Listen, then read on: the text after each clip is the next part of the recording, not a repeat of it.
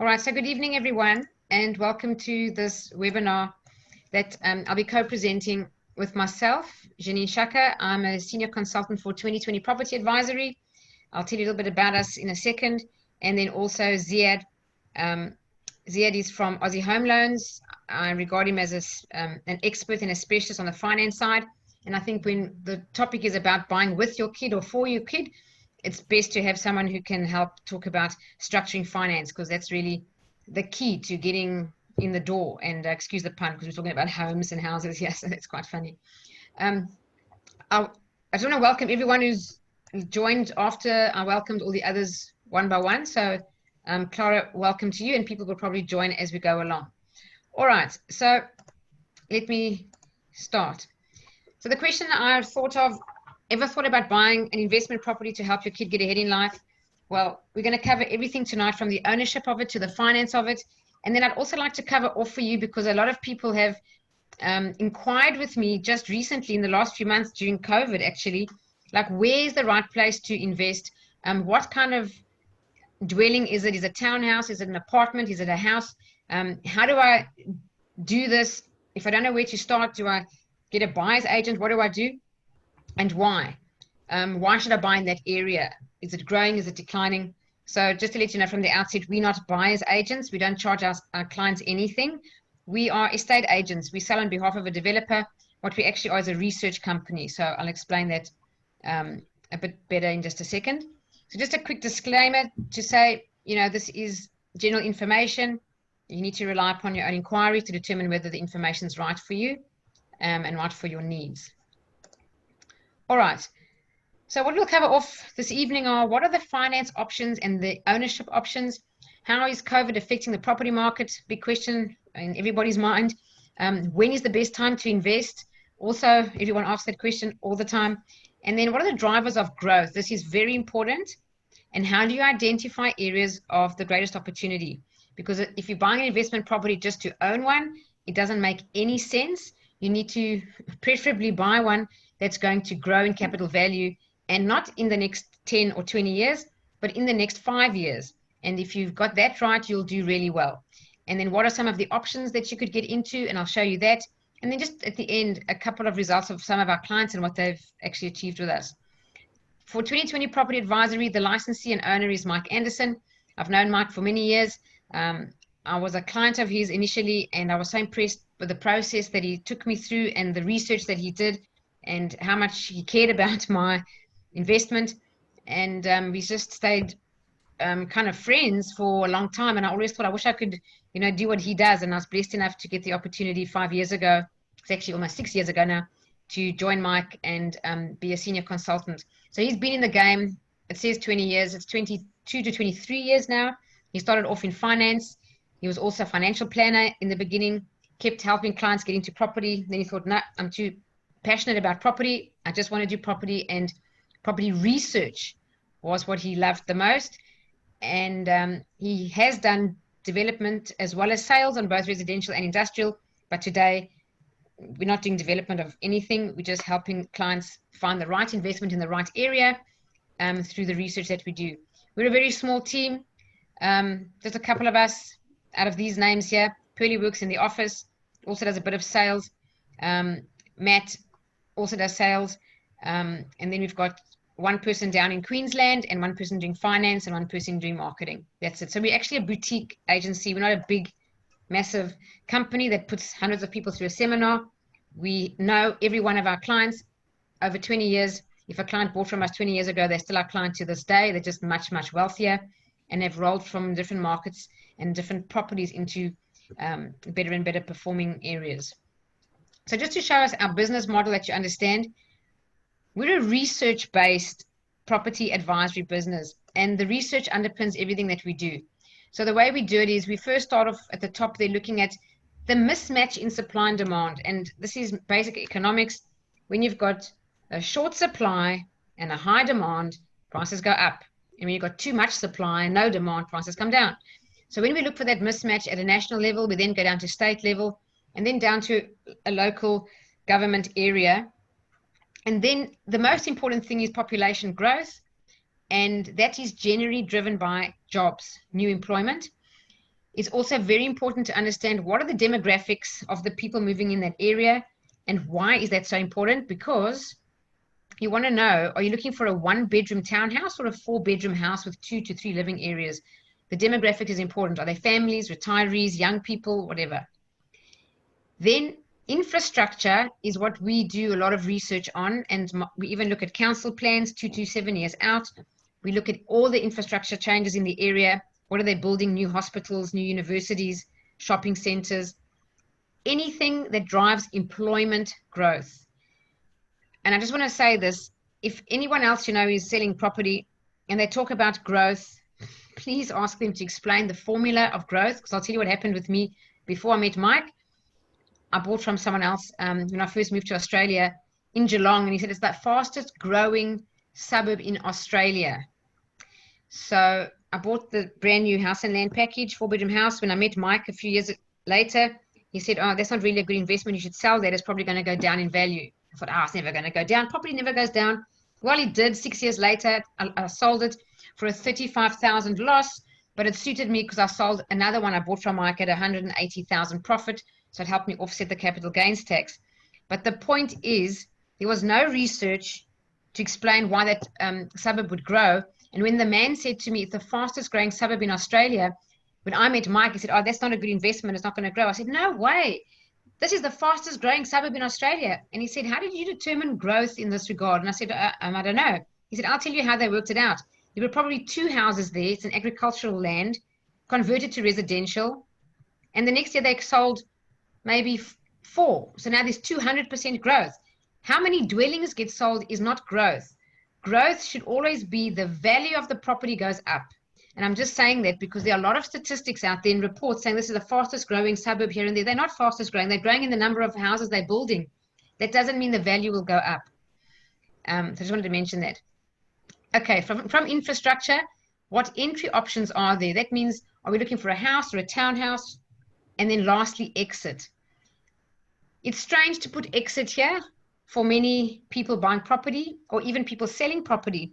We are very exit focused because we like to ask the question, who will buy this property off you for a profit in the next, say, 3 to 5 years? If you can answer that question, you've mitigated a lot of risk. If you don't know who will buy it off you, will they even buy it at a profit? You could be buying anything. So we are exit strategy focused, and I'll show you why we do believe getting out of a stagnant market, exiting, selling the thing, paying the capital gains tax, paying the agent's commission, and then moving into the next growth market over time with all those exit and entry fees, you actually make a lot more money. And that's why we say we exit focused. I think that differentiates 2020 quite a bit. And that's really Mike. When I met Mike, he was the first person to mention that to me. And I was an old school thinker of buy and hold forever. And I didn't want to sell anything. And he sat me down one day and he said, take out a pen and paper and let's work out the numbers. And he showed me, and I'm going to show you some of that tonight.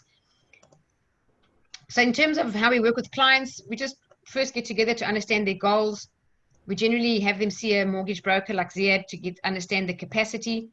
The next meeting, we then know what they want to achieve. So we know what their goal is, the objective, like why do you want to buy property? Clients say, oh, I want to make money. Okay, great. So let's say you made 100,000 in the next 5 years. What do you want to do with that money?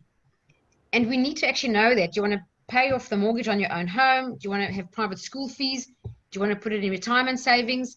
You do need to know why you want the money and what you're going to do with it so that you just stay on track and it's just advisable. So once we know that, number 2, where it's like 4 o'clock on the clock here, we then present an option to the client. If they like the option presented, we then say, great, let's go visit the property and do a tour. Right now it's in Brisbane and Sunshine Coast, so we can travel. We go down there. If we can't, we do it all on video footage. And then if the client says, yep, I'm happy, I'm excited, we help the client with all the implementation. We don't do it ourselves, but we connected through years in the industry with getting your depreciation schedule, your handover, managing agents, if you need finance, whatever it is, we have people to recommend.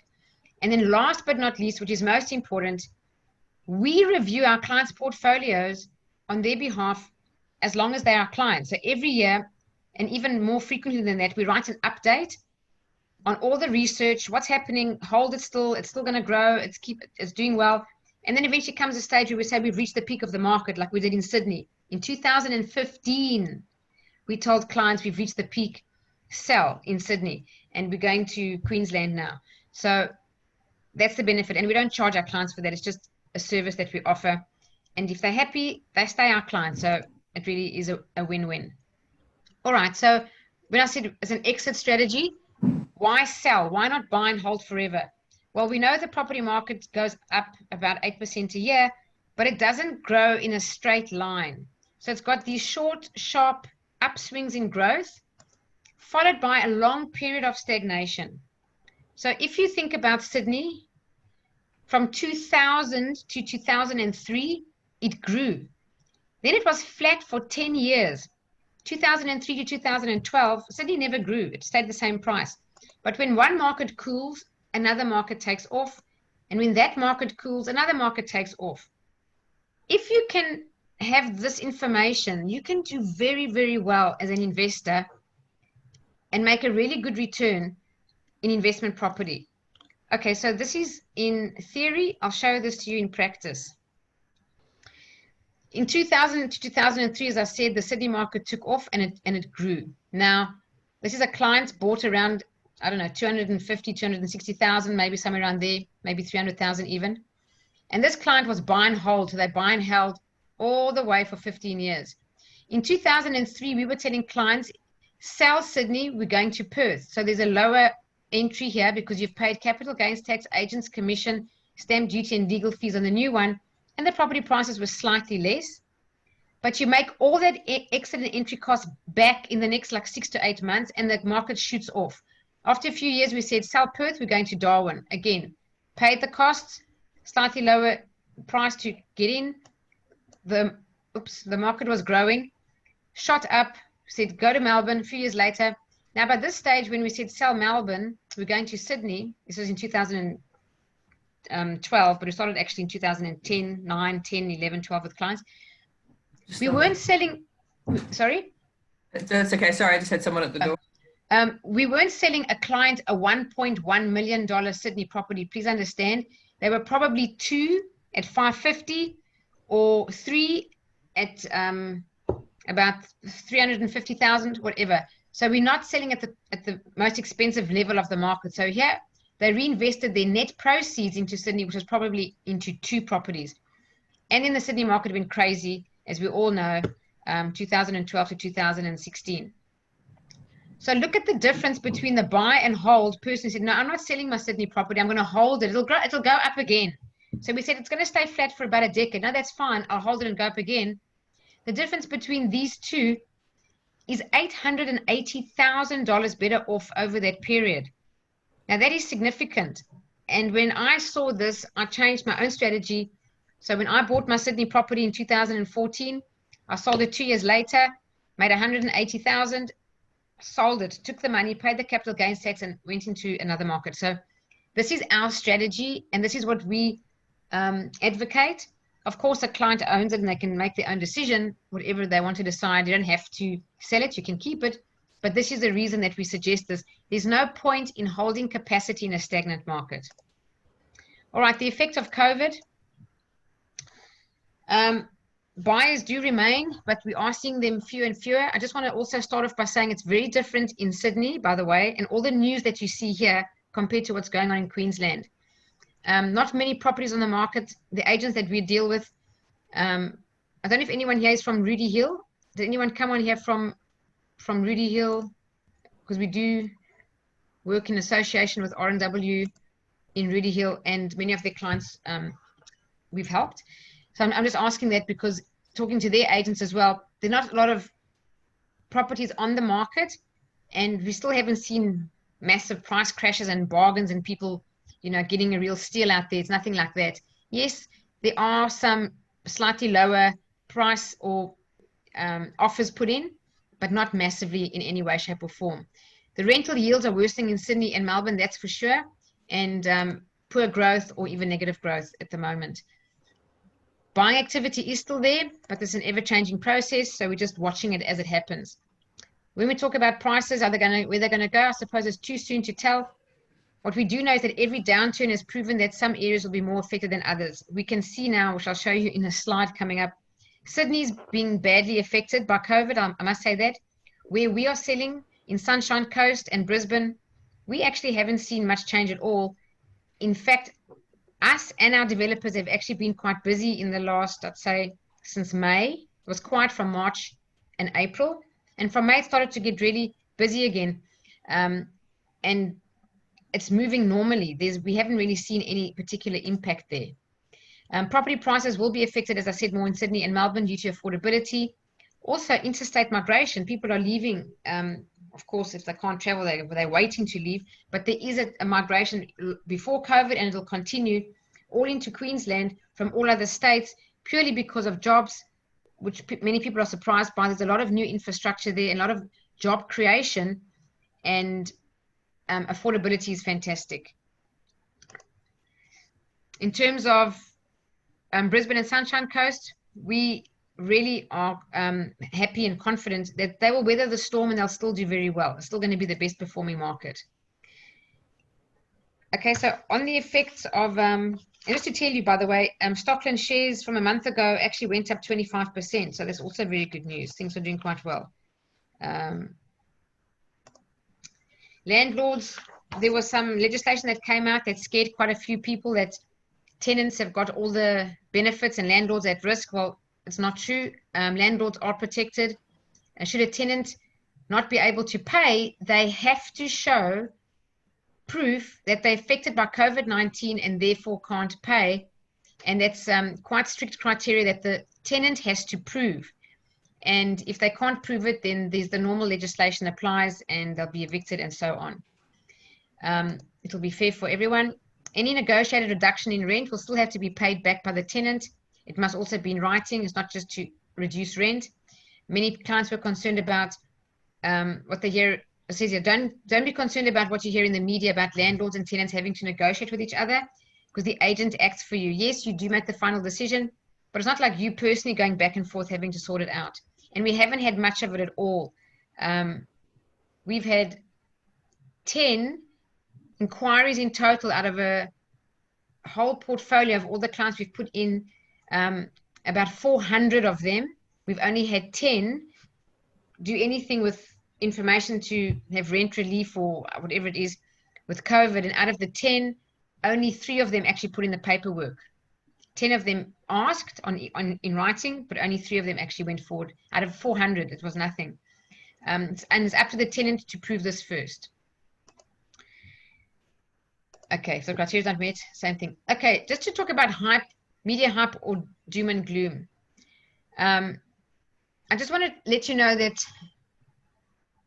the media, their job is to create news and to sell news. And I just want to say it's often quite exaggerated, and they sell with these kind of headlines. What a person needs to do, if you do get a headline that scares you, is you can contact us anytime. Ask for the research or a report, because often news is not proper research, or the way it's worded is a bit more scary. So in this example, it says Sydney and Melbourne property prices could fall up to 30%. It says worst case scenario. Worst case scenario. It often doesn't happen. And I'm going to show this to you by what came out in the media a few years ago, and 2016 to 19. This is what happened in the media, and none of this actually happened. And I'll show you what it is. It says here, 1 million Aussies could become prisoners in their own home because falling prices will put them into negative equity. That was in 2018. House price crash by 50%, and the RBA launches a 300 billion bank rescue. Could happen. Can you see the word here? Here's how it could happen. This didn't even happen. It didn't happen at all. But this is what the headline comes out with. So people get very spooked. Real estate prices drop at the fastest rate since the GFC. At the same time that this was coming out, this was the Queensland news. Okay, this is now current, March 2020. Despite the current health crisis, experts believe that the Brisbane property market is still on track for long-term growth. Continued value growth through to 2025. That's by Raine and Horne. Over the next 2 years, the capital city is expected to record some of the most significant house prices in Australia over the next 2 years. House prices are likely to be more insulated. So recorded sales might have slowed down, but we didn't actually see much of that, to be honest. In fact, they picked up because of the first homeowners grant in Queensland. Local people there have accelerated sales there. So we are actually competing with first home owners to help our investor clients here in Sydney because of that first home owners grant. But there was a time in the beginning of COVID where the sales turnover slowed down, but not the prices. The prices haven't gone down at all. So I don't really show this just to make you aware. Don't trust everything the headline says. Do your own research and ask your own questions. Property market tip to ride out the coronavirus storm. This is Sunshine Coast. Very, very good market. Okay, does it offer opportunities? Reasons why Australians should not expect to see house prices free fall. The banks are a pillar of support. Unemployment will be focused in certain sectors. The investment property areas that we focus on, every single one of them has a massive healthcare employment sector there, as well as aged care, enormous retail, commercial, industrial, and also universities, TAFEs, and education. Those are very strong pillars of employment. 2020 property investment are cash flow positive before tax. This is one of the most wonderful times to actually have an investment property. If you've got one, you'll know this. If you've just recently kind of updated or improved your interest rate, I can tell you that my investment properties were slightly cash flow negative before tax, but nicely cash flow positive after tax. All of them are now cash flow positive before tax and even much more after tax because the interest rates are so low. So from affordability point of view, holding an investment property right now puts money in your pocket even before you've done your tax return, week in and week out. There's also good investor and homeowner support going on. And beyond the lockdown, well, we'll see how things are going to, this is not going to go on forever and ever. That's just what we do know. In terms of drivers of growth, in areas of opportunity. So when you come to look at which areas are going to grow and you're looking for property, and we talk about this mismatch in supply and demand or the imbalance in supply and demand, these are the main influences. One is supply. What's the current supply and what's the future supply? We don't want to buy where there's going to be a massive oversupply and no people. The second one is population growth. One of the biggest drivers is interstate migration. The next one is rental returns. You'll understand this from your own experience. In Sydney, when the market was rising and rising and rising, you get now $1 million property that was just $650 a few years before. And when it was $650, it got about $600 rent. Now it's $1 million and it's only getting about $650 to $700 a week rent. That gap shows you that the market's reached this peak.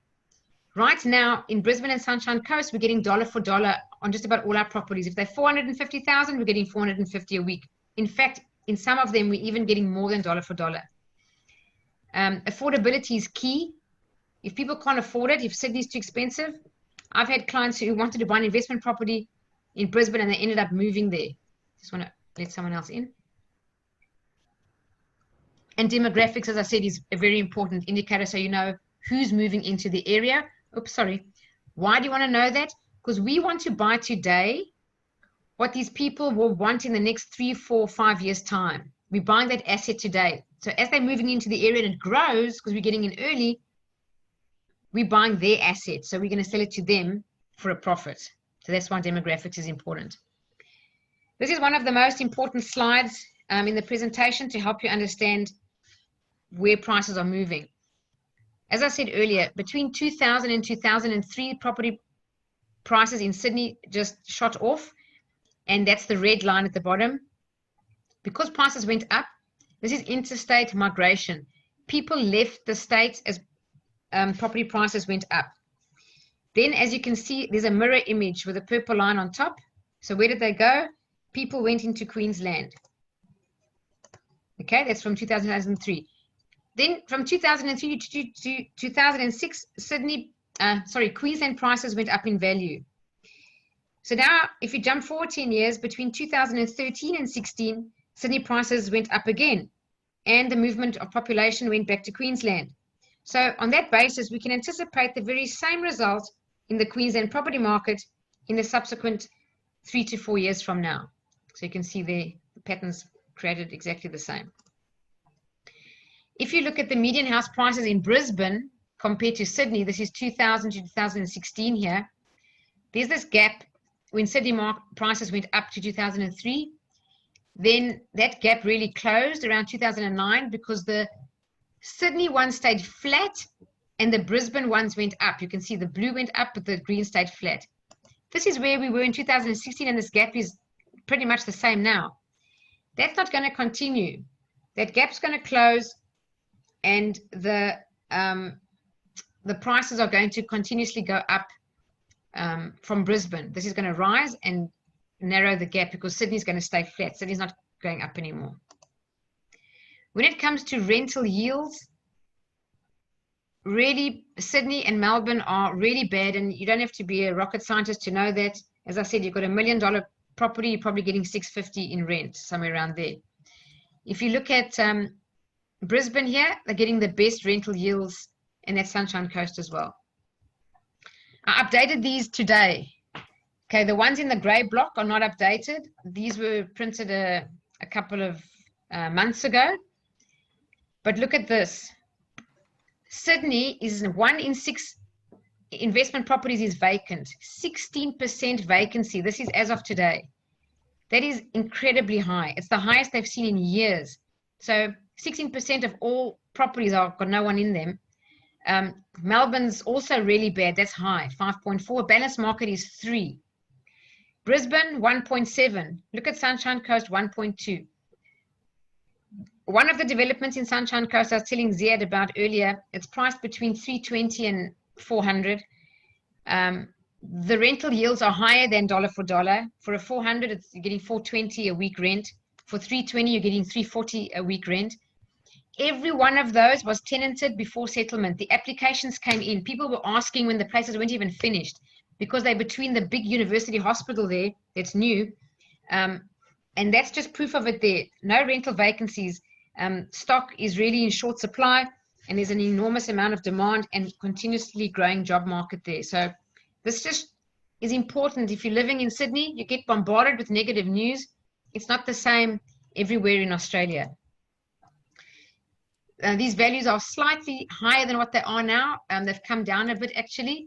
But just to show you this, the city medium, even if we say it's 900, whatever it is, if you compare it to Brisbane, it's literally double. Brisbane also, even if it's 500 to 550, it's double. So what it's saying is, if you look at the household income, it's almost exactly the same, 99,000 a year and 107. That's like an 8% difference, but it's almost, you know, double the price, so double the affordability. So if you're living in Sydney, you can imagine the strain on the household disposable income, having to go to pay debt here compared to living in Brisbane, how affordable it is. And this is a massive reason or driver for people wanting to go and live in Brisbane or Sunshine Coast, for example. Affordability is amazing if you compare the two. And by the way, for $550, you get a 4-bedroom house, double garage, and 2 living areas. So just to compare. All right, demographics. This is Brisbane specifically. The blue bar is the last 10 years. The yellow is the next 10 years. And the biggest group, who are they? They're downsizers. This is why townhouses are doing exceptionally well in Brisbane. I just want to let you all know, we are not doing apartments.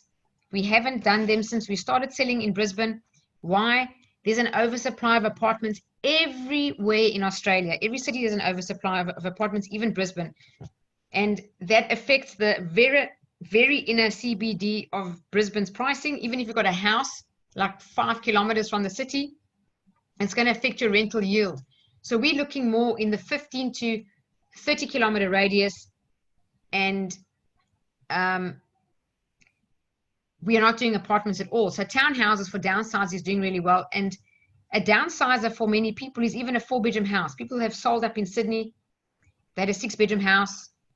moving down to, like retirees, for example, moving down there, getting a 4-bedroom house. They want the space for the kids and grandkids to come on holiday. And that even for them is a downsizer.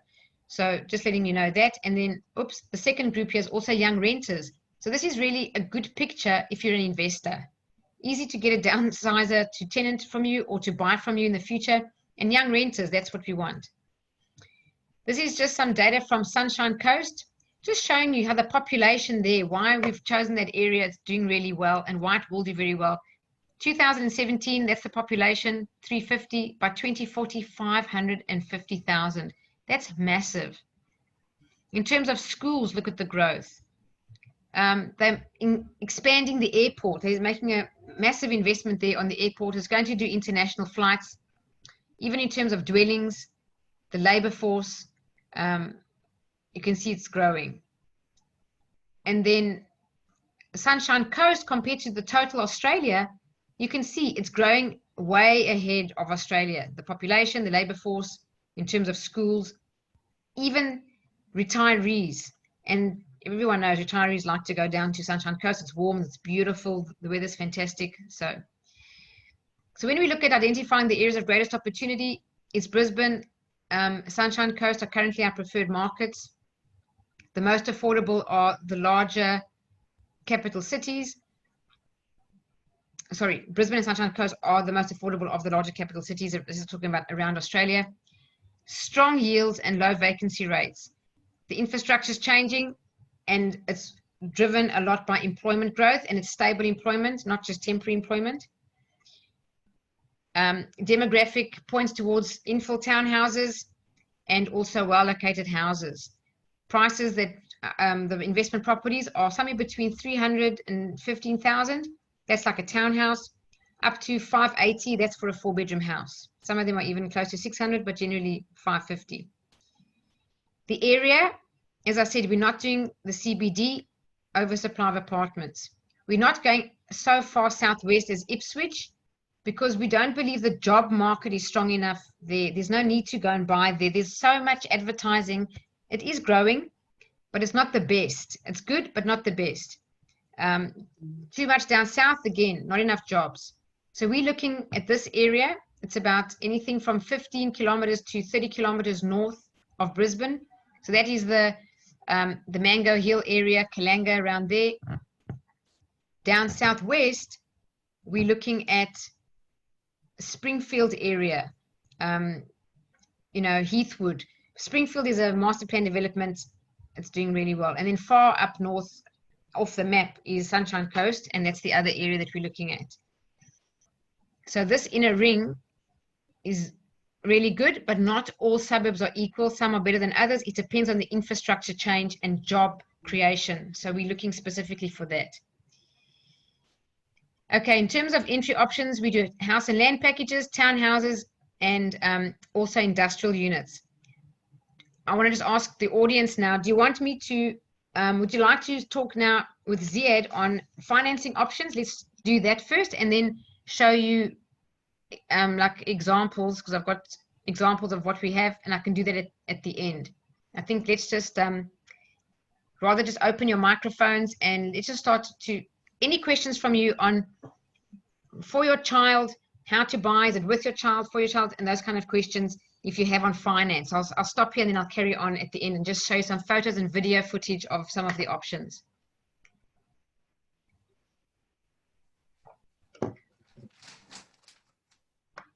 Any questions on how to finance a deal from anyone? Yeah, well, what are the options with finance or helping your 21-year-old either going in with the house with him or a townhouse or him going into it by himself? It depends on their situation. So if they are working and they're able to support a loan, and if that's the best option for you to do it, then you're able to actually help them out by, giving them some sort of a present or some sort of a boost for the deposit, which can be structured from a loan side.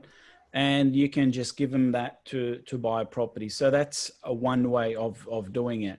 Now, you also can be with them, depending on your circumstances. There's nothing stopping, two people being on a property, but it depends what you really want to achieve at the end of the day. Everybody has their individual circumstances, and there's no fit as for everybody. It can be different for individual people.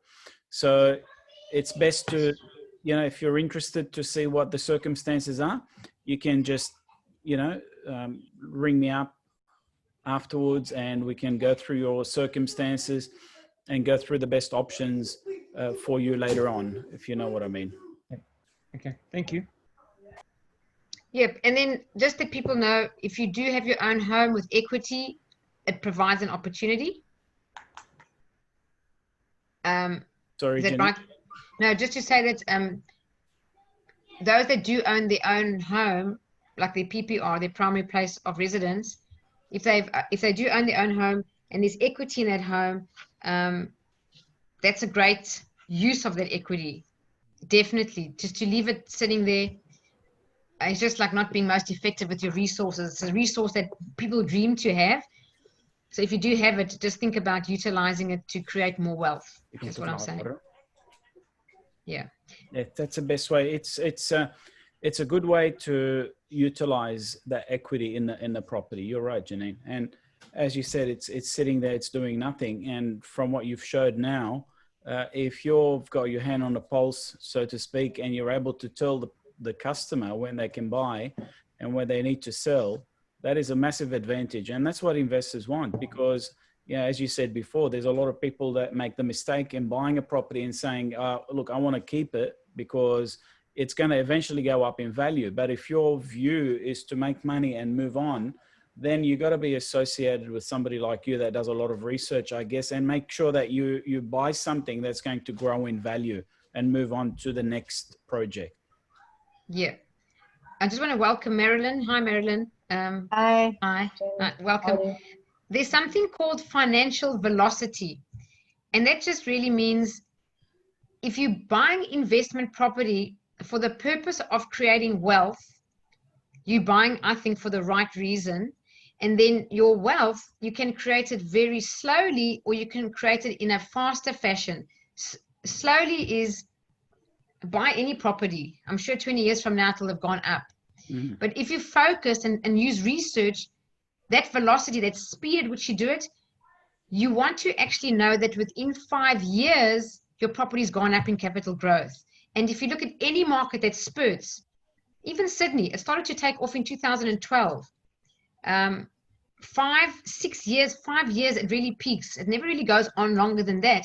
So if you're in the right market when it has that peak, you can literally make really good money every 5 years, and then you get out of it and go to the next growth market. So it's just about being aware that your resources are finite. So it is really important that you're most effective with them. That's basically. And Janine, we see a lot of this when I have customers coming into my office to tell me to refinance a loan for them. And I see properties that unfortunately, have been in a situation where they haven't really made any capital gain, sadly, or the customer needs to sell it because of that.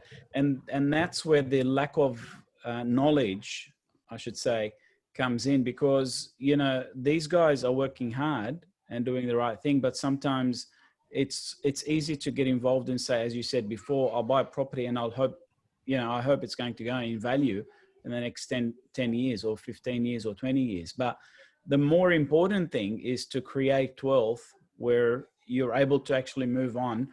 And, like, for example, if you've got a son that you want to buy a house for, or a daughter, and, eventually you want to get them to buy a house for themselves in here, it's a good chance or good opportunity, I should say, for them to buy an investment property through that asset, way where you can make money out of it, and then they can move on and buy something later on for themselves, perhaps in future. And that's something that, Janine is a bit more experienced with those things than me. Yeah. And I'll give you this example. I have a client who lives in Sydney and has 3 children. And the daughter had saved, amazingly, $31,000 by the time she was 21. From the day she worked, she saved all her money. I mean, I thought it was amazing for a kid, $31,000. And they had a meeting with me and asked that, she wants to think about buying her own property to live in. And any advice? I said, well, when do you think she'll be ready to buy a property? And they said, oh, well, probably in the next, couple of years. So I said, well, if it's a couple of years, why don't you do something now and even grow your wealth? And after discussion, this is what they did. The parent and the child bought a property in Brisbane, in Mango Hill together. It was a house and land package. They put it in their names 50-50. The child put in her $31,000 deposit. The parents used equity for the rest of the deposit, and they got the loan. They're sharing the repayments equally, and they decided between them, when they sell, they'll proportionately give back how the deposit was paid. But as it grows, it's 50-50. And because she started, and she did this just over a year ago now, let's just say by the year 2025 or whatever it is, that young 21-year-old would have already made, I don't know, another $50,000 minimum. And then will have 80,000 and can go again and buy her own this time. And you can just tell that it's just really smart and it's giving an advantage. And she never thought she could buy, but then the parents bought together with her and put it in 2 names. So I'm just letting you know that. And I think it's fantastic. The kid's 21 years old and she owns half an investment property with her mom and dad. That's a very good achievement. And there is ways where we can structure loans these days. It's called property share, where we can have instead of mixing things up, even if you're going to go partners with your son or daughter or whatever on a property, you can actually structure the loan where they can have their portion and they take care of it themselves. And they're responsible for it, and they need to know that this is what I need to repay every week or every month. So there is ways where we can structure loans that way. There is lenders that will do it that way for us. And there's a lot of advantages in doing that as well. And even though we're talking about children, Ziad, you can just bear me out here. Just if you thought maybe you wanted to buy property and you couldn't afford it, but you knew of a friend and you wanted to just strictly buy it for making wealth, you're not attached to it, you're going to buy it now, sell it when we say we've reached the peak of the market, let's say it's 4 years away or whatever. Apparently, and Ziad will correct me if I'm wrong, you don't have to show each other your financials for the whole process. You can keep it confidential. So many people are worried about talking to a friend about buying together and they, oh gee, I've got to reveal my financials to them. No, you don't. Correct. Yeah, we can do it that way. And, I mean, when I'm doing that sort of a deal, and I've seen it before where people are sitting down in the office and we're talking about financials, and it does become uncomfortable, of course, 100%. But we can do the meetings separately, and these days we can do it over Zoom or even face-to-face. My office is at Carlingford Court. I've got an Aussie Home Loans franchise up there. So if you choose to, you can come up as well, and we can talk in the office, and we can do it as a separate transaction, definitely. And they don't have to see the financials, definitely. Okay. So I'm just going to move on. Please, at any stage, you can go into the chat or just speak and interrupt me and ask a question. If there's something else you want to ask from Ziad, please feel free. Yep. Quick question. Yes. So what's the bank's appetite for putting children's names? I mean, I guess if you've got a uni student who's able to have a part-time job, then I guess the bank's going to be not so keen. Do they regard the child or the child as a liability more than anything, and just solely focus on do you have to go guarantor? It depends on the income. It's Banks all are income notoriously conservative, aren't they? So yeah, all lenders are. I mean, especially in this environment at the moment, they are conservative. There's still lenders that will do deals. The thing is, if you are going with a child or your son, for example, or your daughter, and they're not making enough income, it's just got to make sense these days to the bank. Like let's say they're making $30,000 and you're making $150,000, and the bank can see that you're going through with a transaction because of your income. So, and you want to put the property 50-50, then it's just got to be proportional where it makes sense to the bank as well. I guess, And- would the bank basically disregard the child, or would they regard it as, If you're going to have your Child as a child on the liability. title, they have Sorry? to be on a loan. If your child is going to be on the title, they yeah, have to be on a loan. Okay, that's basically the bank's view to it. Yeah. But if you've got a strong deal where there is enough income, yeah, there's no need for you to worry about it, and they won't discount them. If they are on a loan, they're liable as well for the property. They're liable for the loan. yeah, understood. Okay, I think just to say this, it's probably worth just having a consultation, Caroline, just that you know, because sometimes we assume, oh no, I probably can't. I had a friend who thought that they really couldn't, and then after the consultation, oh, they absolutely couldn't, and they've gone ahead. So if you're unsure, it's best to just, you know, when the information's collected, then Ziad can make a proper assessment. Yeah, It's not easy to make an assessment if you're not Of really course. sure of. Yeah, I of wasn't sure everything. if there might be some general rule of thumb. Now, and as I Okay. said, I mean, Yeah. don't discount anything, and don't think any questions are silly to ask. Oh, And no, I everybody- don't. Yeah, no, and everybody's got their own circumstances. You know, Yeah. I've been doing this for a long time, and I don't see two deals that are the same. Even, you know, people that are working for themselves or for companies. You know, everybody's got different, unique circumstances where we need to look at every single different thing and then come up with a better solution. And it's unique to you at the end. Yeah. All right. I'll just show you some of the options that we're putting clients into at the moment, just that you get a bit of a feel. The house and land. I'm just going to move this box here. Okay. So for the house and land, the price point's approximately 430 up to 600, depending where it is. It's typically 4-bedroom, 2-bathroom, and 2 living areas, double garage. The rent is on average dollar for dollar. When you get to the upper levels, closer to 550 to 600, it's about $10 or $20 less than dollar for dollar per week, but it's still really good yield. This cash flow is just an estimate if the person bought with equity and they were earning about $80,000 a year. So that's $125 per week positive cash flow after tax. Just wanted to quickly put this on the screen. Greater Springfield is one of the areas we're focusing on. There's a lot of information as to why this area is growing. Just in summary, it's the largest master plan development in Australia outside of Canberra. You can just see there the population growth tells the story immediately. They've spent 13 billion already, and they're going to be spending 85 billion by the end of this. It's just amazing.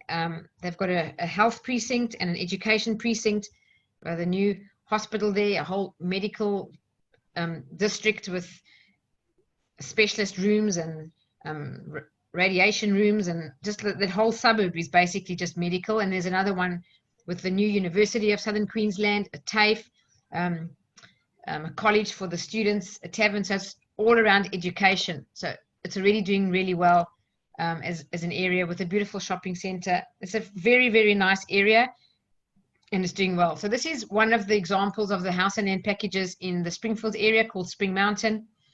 The rents are $550 a week. You can see the price here is $568. And this now with the interest rate is $85 per week positive cash flow even before tax. We've not seen this. I haven't seen this since I've been doing this, because interest rates have never been this low since I've been doing this. And $145 per week positive cash flow after tax. So to hold it is nice and comfortable. So this over here is Red Bank Plains. Red Bank Plains is just on the side of Springfield. On the other side, with kind of in the middle, is an area called Brookwater, which is a expensive area. It's like a golf estate. And Red Bank Plains is very, very big. So there's an old, ugly side to it with like lower socioeconomic. And then there's another side to Red Bank Plains, which is brand new. And every house there is new, like not even a year or two old. And the townhouses are all new. So because the area hasn't kind of developed itself yet, people have the strong desire to live in Springfield. But the minute you move just literally 3 kilometers into Red Bank Plains off Springfield, you suddenly pay $80,000 to $100,000 less to have the same dwelling we believe it'll actually grow further than Springfield because it'll become less like Red Bank and more like Springfield, because of, as I said, it was lower socioeconomic kind of traditional feel to it. So it'll take a little bit of a while to do better, but it's going to do well. And buyers can get into a house like that and have spend a lot less money and still get a 4-bedroom house. The rents are really good. So you can see there, the rents are absolutely fine. And the funny thing is that to drive from Red Bank Plains to Springfield Central is actually faster. It's 5 minutes. They've built a new road, and that's why we chose the area. Because when we first chose the area, that road was under construction. It was not finished. It's finished now. Then actually being in Springfield and going to Springfield Central. So this will establish itself. The only thing I would say is the valuations are still very volatile in this area because they haven't got much history. But for the value for money, what you're getting, it's really good. Just some photos. Okay, in terms of townhouses, the price point's around we've actually got 320 up to 450. We got 1-bedroom as well, 2-bedroom, 3 and 4-bedroom. The rents are really good, right on the mark, dollar for dollar, or even a bit more. And cash flow is approximately $50 a week, positive or more than that. So I think this is a video. This is one of the videos for Edenbrook Villas. MG Homes is the developer. This is in the Springfield area, but it's actually on the Red Bank Plains side.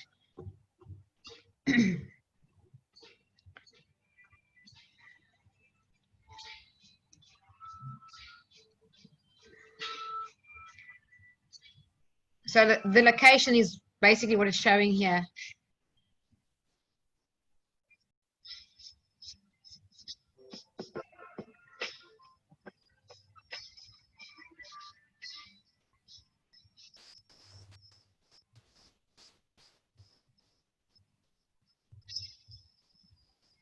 And this is Springfield Shopping Center. It's got a massive swimming pool called the Rhine Lagoon. You can see it in the background there. This is one train station, and there's another train station 5 minutes away.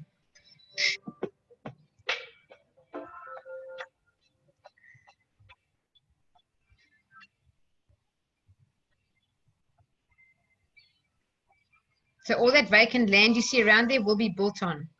It's still under development. That town square is all new.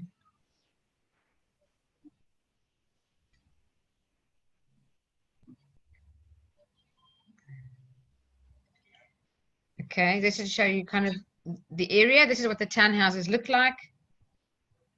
Stone bench tops, stainless steel appliances. Okay, now into Sunshine Coast. Just very briefly, the Sunshine Coast University Hospital, if you didn't know, is the largest hospital in the Southern Hemisphere. It's brand new. It's only at 50% capacity, employing about 3,000 people. When it's at full capacity, it'll employ about 6,000 people. And they reckon all facilities around the hospital can create probably 10 to 16,000 jobs. The other thing in the Sunshine Coast, the airport's expansion is massive. Maroochydore, that's the little block there in the middle. It's beautiful if you haven't been there. There's a light rail project coming. The Sunshine Coast Shopping Center called the Plaza has had not 350, it's actually 400 million expansion. It's absolutely brilliant. You sit on restaurants and you overlook the water below with little boats going by. It's really stunning. Every retailer you can imagine is there. Massive shopping center. And then Kawana Shopping Center also had an upgrade. There's a theme park, so a lot happening. This is a house and land package in the Sunshine Coast area. The price there is about $510,000, $136 positive cash flow after tax. There's just some photos. This is the Sunshine Coast townhouses. This is what I was talking to you about, Ziad, earlier. They started about 318 to 420,000. This is called, yeah. So this is called Zenith. It's actually stage 3 of what we started selling a couple of months ago that's finished. Stage 1 and stage 2, every single one of them was tenanted before settlement. The demand for these is off the charts. These are 1-bedders and 2-bedders. we actually never chose one bedders before. And the reason we did specifically look for 1 and 2 bedders, and the developer did some enormous amount of research and kind of did a, what do you call it, like a calculated risk or calculated bet on building this development with 1 and 2 bedders, because the whole suburb all around you is 4-bedroom houses. So there's nothing in the $300 price range to rent. And they were spot on, because the minute this development was coming close to finishing, they had inquiries. And here's a quick video. They're beautifully designed, double volume ceilings. The stairways are open with the wood finish. The kitchens are actually very big for a 2-bedroom place or a 1-bedroom place. Especially that's for a 2-bedder. Look how big that kitchen is. And then on the upstairs level, the ceilings are double volume with skylights. So it's got a very roomy kind of feel and great ventilation. Even though there are air conditioners, you probably don't need to use them in summer because the airflow is designed according to the Emirates. They went there to do the research there.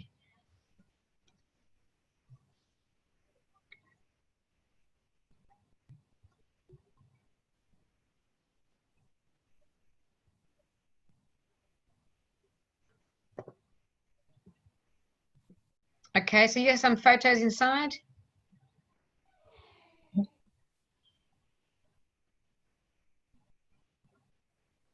Okay, then we've got industrial units as well. So this is commercial property now. The price point's around 510 up to, say, 600, somewhere there. It's basically a concrete shell with 2 levels. It's got a concrete mezzanine, very strong. You can put a truck up there. But look at the rental yield. The price being 510, the rent is 686 a week. So it's 7% guaranteed. It also goes up every year with CPI.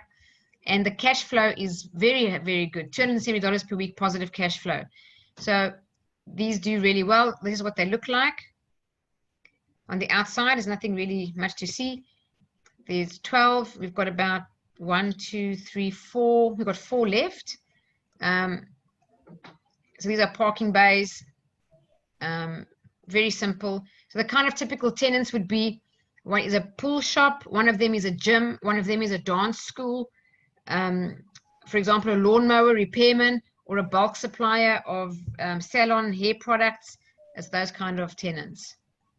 Just to show you a little bit about industrial units, if you weren't aware, obviously financing, you need to put a bigger deposit down. That's why less people do it. It's more difficult, 30%. There is a 6-month rental guarantee from the developer. And by the way, all our residential have got a rental guarantee, every single one of them. We negotiate that either with a developer or an estate agent that we've kind of got together and agreed this with, just to let you know that. So the industrial unit, 7% rental return, CPI increases annually. The tenants pay all the outgoings. They pay the strata, they pay their own and yours as the landlord, your insurance as well. They pay the utilities, they pay the rates.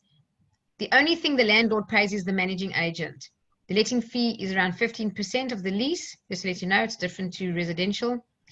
And the leases are much longer. They're 3 to 9 years or 5 to 20 years. So that's the other thing. And the price, of course, depends on the size. And the cash flow, as I said, is really good. So just to quickly show you, I'm at the end now, some performance of our clients. The last, obviously, market that had its run was Sydney. I'll show you what we achieved for our clients. If someone, like clients have said to us, oh, if you bought in Sydney in the last 5 years, anyone would have made money, or let's say the last 8 years, anyone would have made money. And the answer, yes, it's true. Anyone would have made money. The suburbs that we chose performed better than average. So Bonnyrigg, people said, oh, why are you going to Bonnyrigg? Strange choice. Well, the research showed at the time they were going to flatten about 80,000 council houses, massive gentrification and of the area. So we put clients in 2010 for $395, and they sold 5 years later for $650. Made $255,000, and the properties were cash flow positive of $112 a week after tax. So good result. The Ponds was another area. Put clients in for $510,000 in 2009, and then 5 years later they sold for $900. Did really well there, 390,000 gain and $91 positive cash flow. If you look at the date we were telling our clients to sell based on the research, 2015, some clients held on and they sold theirs in 16, 17, 18. They actually made less than this. So we do let our clients know, and we strongly encourage them when we've reached the peak to exit and go into the next growth market. And it's true, if you get out at the right time, you actually make more money. If you try and sell this very same house now, I don't think you'd get 900,000, to be honest. Edmondson Park, I myself bought here from Mike, 530,000 house and land package in 2014. Look at the date here. The client bought in February, excuse me, wanted to go overseas, so waited for the 1 year to lapse for the capital gains tax to be only half. That's 13 months, February 14 to March 15, just 13 months. The client made $185,000. And the reason we chose Edmondson Park was because a train line was going in there and it was being built when the area was being developed, and it was absolutely the right choice. Did really well. Plumpton, 399 in 2011. It's just under 400. And then in 2015 sold for 590, made 191,000, also positive cash flow. Rudy Hill, interesting suburb. At the time, people were asking, like, why Rudy Hill? If you remember, the M4 crossing the M7 was being built, the biggest interchange in Sydney. And we knew because of that, businesses were all moving close to that interchange for distribution and to get their trucks out, created jobs. Demand for residential went up. This guy came to see Mike in 2013 and he said, I can't retire. He only had 150,000 in his super fund. So Mike put him into this property in Rudy Hill. And it was also an NRAS property. So that's the National Residential Affordability Scheme. The government gives you 10,000 tax-free a year. So he was adding 10,000 to his super fund whilst holding it. And when he sold 2 years later, he made 151,000. So the client actually doubled his super fund in just 2 years. There's no way you can do that through saving. And this is just an example of it's very clever to put a property into your self-managed super fund. If you have a super fund, whether it's self-managed or not, that's got 200,000 or more, you can do it. You just have to make it a self-managed super fund. It's very clever because if you sell, you only pay 10% flat capital gains tax. And if you sell in retirement, you pay 0. A very good way to boost your retirement savings. All right, so that's the end of my presentation. Just many finance options to help your child get a property. Major benefits in starting early to grow wealth, there's no doubt. We know this as adults. Brisbane and Sunshine Coast will weather the storm. Landlords are protected with the legislation. And the first thing you want to know is what are the objectives? So think about that for yourself. You want to buy an investment property, what is your actual objective? What's the money for? What's it going towards? It's good to put clear goals in your life. It helps you just stay on track and actually achieve them and go better and better, every couple of years. Just utilize the research and understand the exit point is the most important thing. Exit point, in like 5 years' time, I'll sell for a profit. And what will I do with the money? Pay down my PPR, whatever it is, go again. That you really understand where you're going and what you're doing. We're not attached to property. We don't get emotional about it. We just use property as a tool proactively to achieve a financial objective. And I think when you've got a mindset like that, and you look at the numbers and everything stacks up with the research and you go and visit the area and you're excited and you like it, that's the way to buy property. Some people buy property as if they're going to live in it, and then they want an extra tap and more plug points and higher ceilings. You don't get $1 more rent. So just really look at it as a business, and the numbers are what's really important. The yield, the cash flow, the return, and the growth. Just to remind you, we actively manage clients' portfolios. We don't charge any fees. We make our money through the normal commission like a normal estate agent. We're just estate agents. We just sell on behalf of the developer, and we do research to help our clients. So we actually do more than a buyer's agent does, because we give you the research And whether you buy or not, we take you through it, give it to you, and we manage your portfolio. Why do we do all that? Because if we do well by you, you will refer us and we'll get more clients. And we've not advertised $1 in 22 years. With all word of mouth and referral. So we are a small company and we really care about long-term relationships. Yeah, so repeat business through strong performance. If clients do well, they come back and they go again. So at this point, I just want to ask if anyone has any questions or any feedback at all. Right now, just put this on the screen. These are the 4 things I'd like you to consider for yourself. Would you like to know your borrowing capacity? So let us know while you're still with us on the webinar, and we'll arrange to have an appointment with Ziad for you. Are you interested in potentially buying in your super fund? Let us know. Would you like to know more about the property options? I only showed you some of the options that we have. We've obviously got a lot more than that. And if you have any investment properties, we would review your portfolio for free, just to let you know and give you our opinion as to where the market is going. And, you know, is it advisable that you hold it or sell it or whatever you want to do, just and what it's worth, so that you know what is your equity there, what is your capital gain, and just show you scenarios. If you kept it this, if you sold it that, and if you want that, I'm happy to do that. So I'm just going to change slides and leave the same information at the top there, but just leave my details there. And let's just open your lines and go on to unmute, and just any feedback at all or any questions from anyone.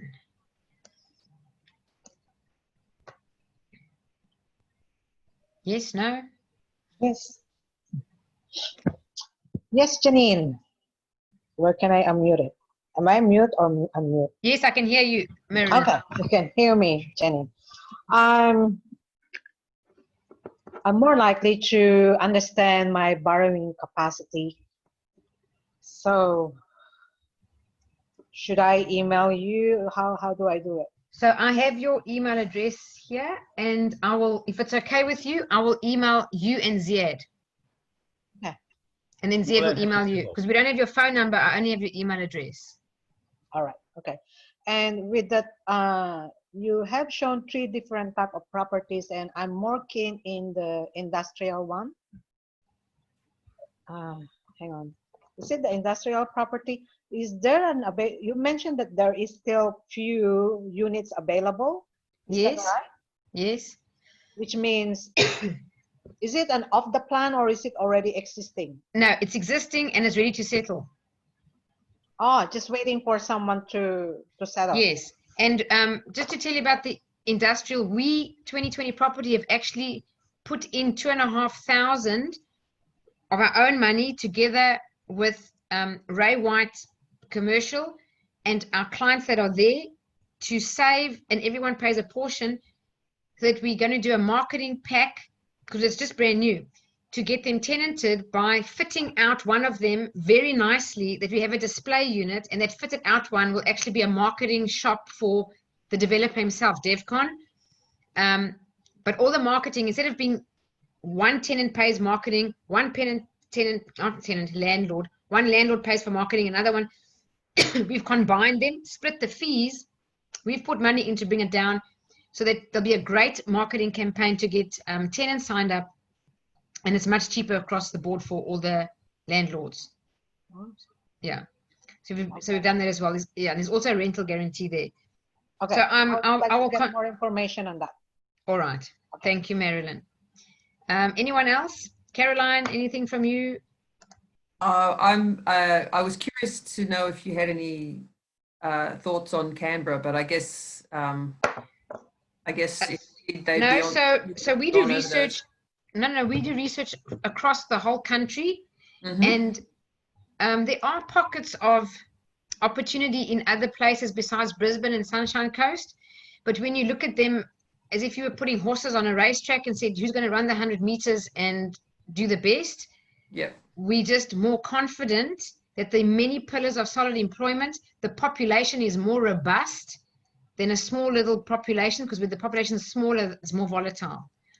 So it's just in terms of risk, we would say rather go to Brisbane or Sunshine Coast.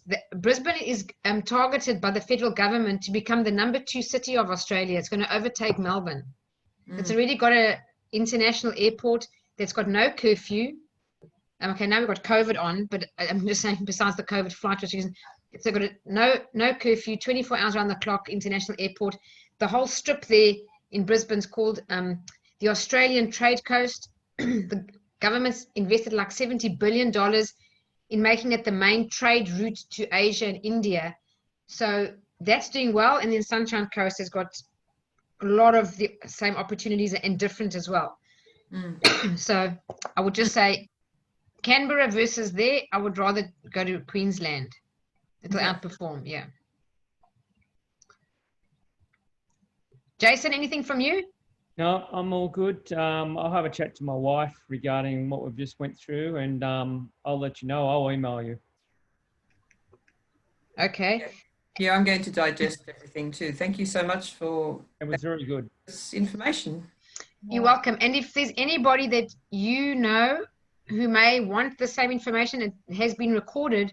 So I'm happy to send you the recording of it. If anybody wants it, just let me know now if you can, and I'll just put you on the list. Yeah, send me. Yes, please. Yes, please. Okay, then I'll send it to all of you. Just send to all of us. Yep. Yeah, I'll send all of you the recording. Anything from you, Dennis or Julie? No, all good for now. Thank you. All right. Good for me too, Janine. Thank you for the presentation. It was really good. I would like to follow up with you next time, but not at the moment. But seems very interesting. Thank you. Perfect. All right. Thank you, Julie. I'll just stop the recording.